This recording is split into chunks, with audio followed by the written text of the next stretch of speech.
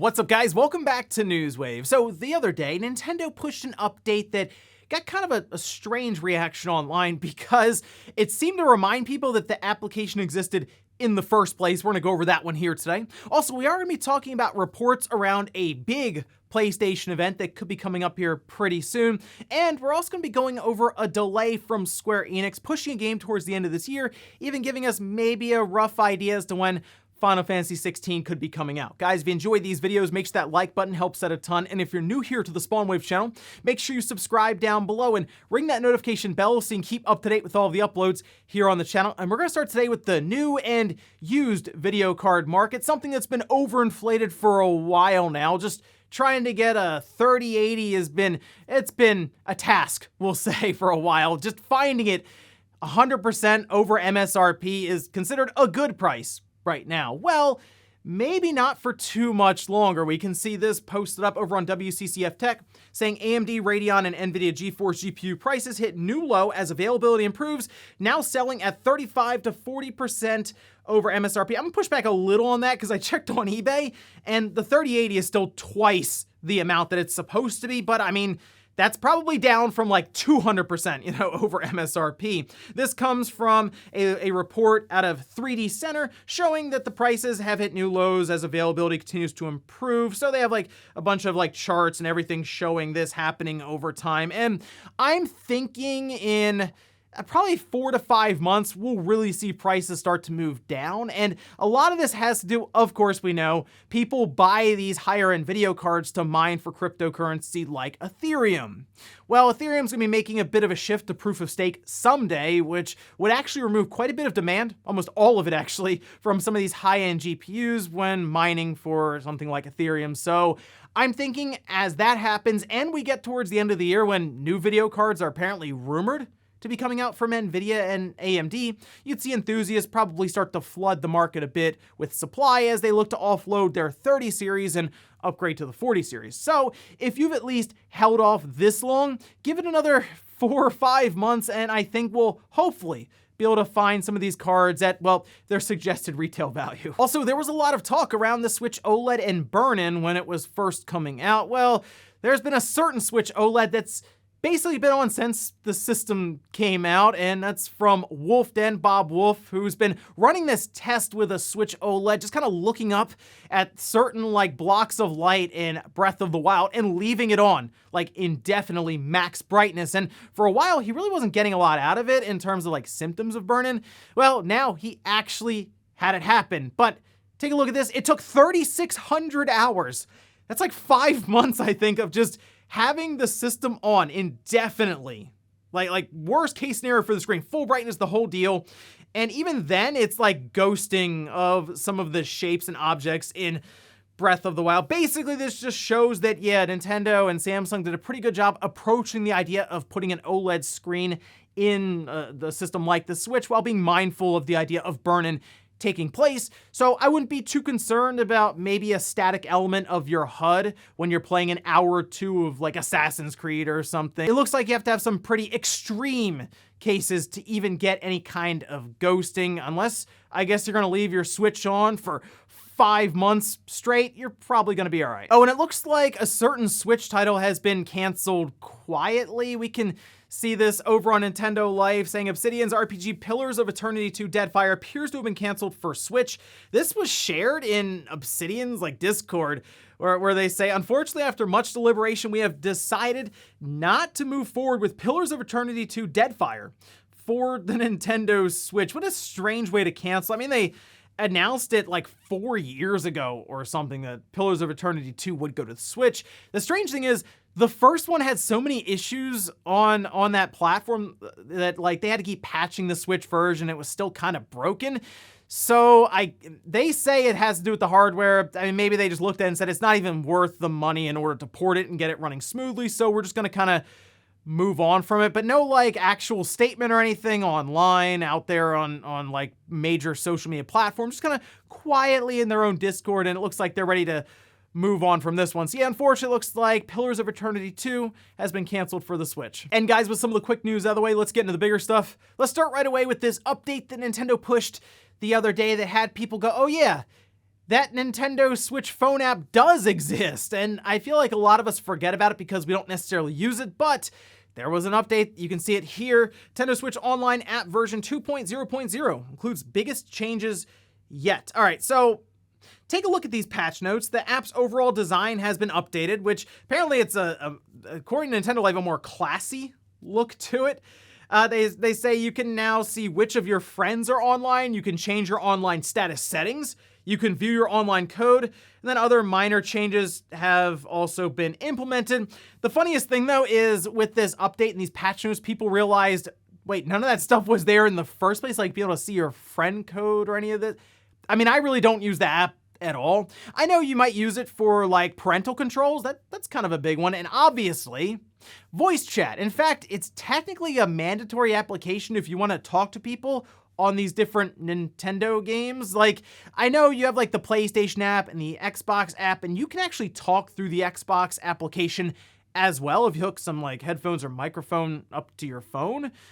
But it's not required, whereas with Nintendo it is. So you feel like their online app for the phone would actually be built out much, much more than Sony and Microsoft, but doesn't really seem to be the case when you see these basic features being updated and added to the application. Really, I'm just curious if anyone's using this thing, because I used it back when it first released because we did a video kind of talking about it, and I think Sean has used it a few times. RGT85, I think, jumped into one of our games at one point and was like, yeah, I'm using the online phone app for the NES and Super Nintendo games online to see how that worked. But ever since then, haven't heard much there either. So at this point, we have these updates.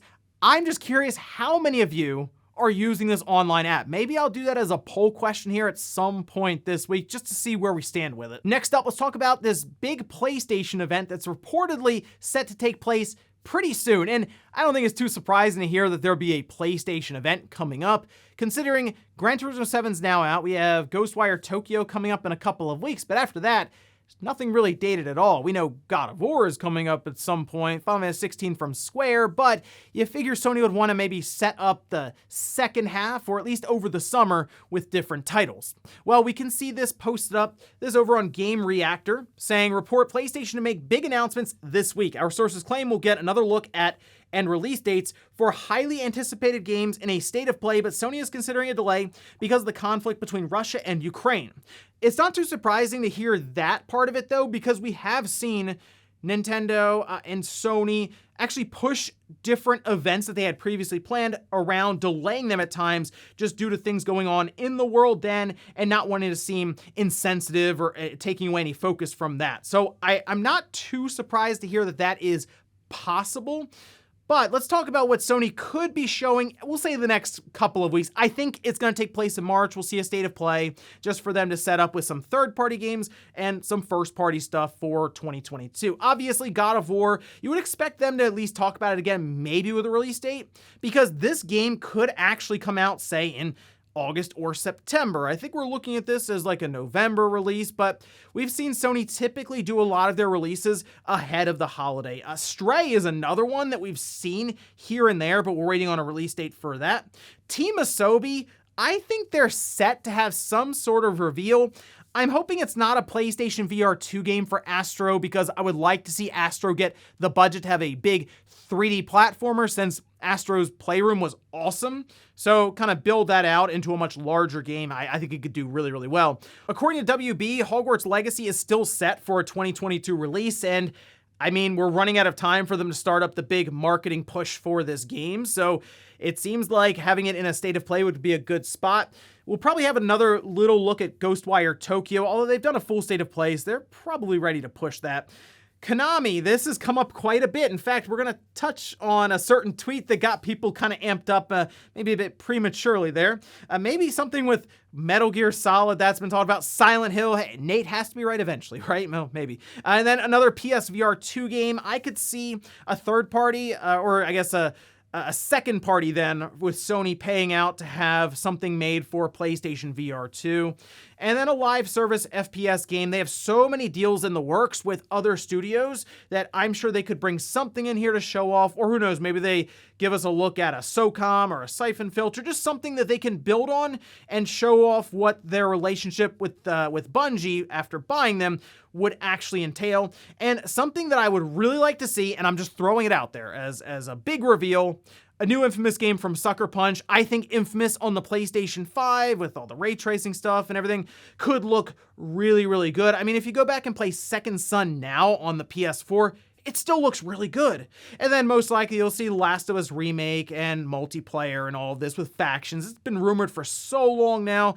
I kind of feel like it's time to start talking about it. But with this information circulating, you're gonna see a lot of rumors really get out there, especially if this does get internally delayed, maybe to next week or the following week. This could be something that ends up right at the end of March, even depending on, of course, marketing deals and where some of these games are being placed with their release dates.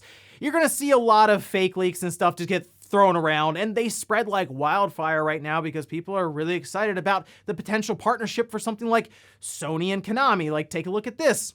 This was posted up by VG News Insider saying PlayStation have privately acquired the rights to a very popular Konami IP. It is rumored to be the game I referred to in my earlier leak. More info next week, which they've continued to change kind of their Twitter name. I think it's like Journalists Don't Fact Check or something now. And the reason they're saying that is because this spread everywhere. Like, there were many websites that reported on it, which some of them just deleted their posts in general. And I think in their bio, it was like, this is a parody account. So I'm not sure. I think this was just them trying to prove a point that it's very easy to put a rumor out there, have no backing to it, and just kind of get thrown around. Which I guess is sort of funny because we're talking about there being a PlayStation event coming up in the next week or two. But I'm a bit more confident for that one than saying that Sony has absolutely acquired rights privately to a Konami intellectual property, although I wouldn't be shocked if that happened either, to be honest, but we'll see. Maybe Konami will get away from those pachinko machines and let Bluepoint take a shot at Metal Gear. Either way, though, let me know what you would like to see at a big state of play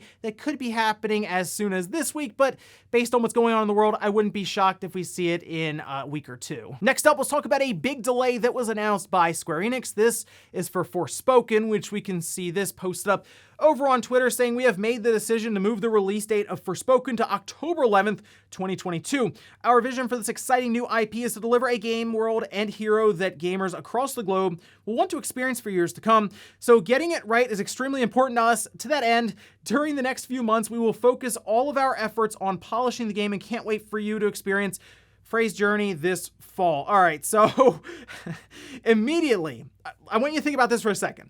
This is Square Enix. Consider what they've been doing with some of their games recently. They've sort of moved them to live service titles, so maybe I'm reading a little too into this, but they said their vision for this exciting new IP is to deliver a game world and hero that gamers across the globe want to experience for years to come. I don't necessarily think they're delaying this to turn it into a live service game. I'm just saying, I won't be surprised if we get closer to release and all of a sudden there's like a battle pass or a roadmap or something that's been introduced. Either way, though, it was supposed to come out in May, but everyone kind of forgot about it. Like, that, seriously, no one was really talking about it. There wasn't a lot of hype, and maybe that had to do with the gameplay that was shown off, which it was like published on IGN, as I think it's like an IGN first, then it was pulled down, and then it kind of got put back up, but the footage just didn't look very good. It looked kind of boring. The open world was pretty empty. The spells and different effects and elements they were doing looked really good, but then they'd move around and it was kind of choppy, and it just didn't look like it was ready to be shown off, let alone released in a couple of months. So I'm hoping this delay, if anything, will just help the game and maybe put it in a more favorable spot, although you put it in October. I mean, we're expecting some pretty heavy hitters to be there. You could see Breath of the Wild 2 around that time. God of War could probably be sneaking its way in there. So that's actually going to be a tough spot for it in general. But this also brought up the idea of, wait, that's Square. Does that mean that Final Fantasy 16 isn't coming out at the end of this year? Probably not. I'm thinking that's going to come out in the first half of 2023. They already told us that they kind of fell behind in general due to remote work. So once they said that, I figured, all right, it's probably not coming out in 2022. To me, this just kind of cements this. But let me know what you think about this delay and what you thought of Forspoken when they showed it off just a little while ago with that gameplay. And in our last bit of news, let's talk about a listing that was spotted online for Street Fighter 6, but on the Xbox platform. We can see this tweet that was posted up by Xbox Original, spotting a Metacritic listing for Street Fighter 6 on the Xbox Series X. Do I think that this means that it's absolutely going to the Xbox? No, because Metacritic might just make a placeholder page just in case to prepare it for, well, we're going to find out more information over the summer. Why not get that done now and then just kind of populate if you need to, or you just delete the page, right? So Metacritic doesn't, I don't think, know any more than we do about Street Fighter 6 on the Xbox. But if you look back towards that Capcom leak, they were working on the Xbox version of the new Street Fighter game. There were log files, all these different things. Platforms were listed with PlayStation, Xbox, and PC. The big question here is, would Sony be coming in with, obviously, them being tied to Evo now and saying, well, we just want this on the PlayStation because we're obviously part of Evo and we want to push this on PlayStation platforms, which to me, it wouldn't really matter because they're going to be playing on PlayStation systems at Evo since Sony has a stake in it. So I don't really know why they would have to keep Street Fighter 6 off of the Xbox. And unless they're showing up with quite the bag, I'll say, for Capcom, who's in a much better place now, I don't see why they would even need to rely on that. Instead, they'd probably look for maybe even a Game Pass deal to get a bag from Microsoft. I just hope, to me anyway, that it's on as many platforms as possible, because I think that did kind of hurt Street Fighter V initially, along with the game being very bare bones. So here's hoping that Capcom shows up with a much better game in terms of features and content, and it being as many places as possible. And before we go to the comment of the day, we're gonna take a look at the poll that I posted up yesterday, where I asked, which Pokemon star are you picking for Scarlet and Violet? Hey, 43% said Fuecoco. That is the correct answer. You got to go with the Fire Crocodile.